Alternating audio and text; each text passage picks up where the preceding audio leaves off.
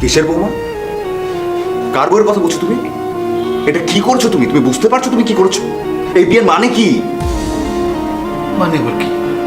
তোর বিয়ের বয়স হয়েছে, তোকে বিয়ে দিয়ে দিয়েছি, আবার মানে কি হবে? বাড়তি কথা বলো না তুমি, একেবারে বাড়তি কথা বলো না। আমি বিয়ের আসরে চুপ করেছিলাম, একটা শব্দ বলিনি। কারণ কি জানো?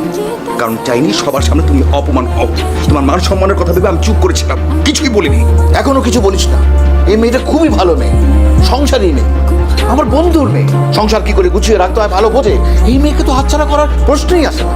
আচ্ছা, কি বোঝাচ্ছ তুমি আমাকে? হ্যাঁ, বিয়ে আমার সঙ্গে হওয়ার কথা ছিল? হ্যাঁ, এই মেয়ের বিয়ে কি আমার সঙ্গে হওয়ার কথা ছিল?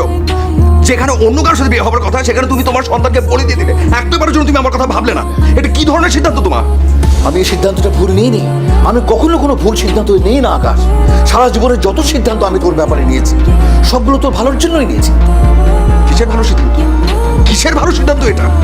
আমি কি ওখানে নিজের বিয়ের জন্য গিয়েছিলাম নাকি? আমি গিয়েছিলাম তোমার বন্ধু তার মেয়ের বিয়ের দাওয়াত অ্যাটেন্ড করবার জন্য, আর সেখানে তুমি তোমার নিজের ছেলেকে বিয়ে দিয়ে দিয়েছো।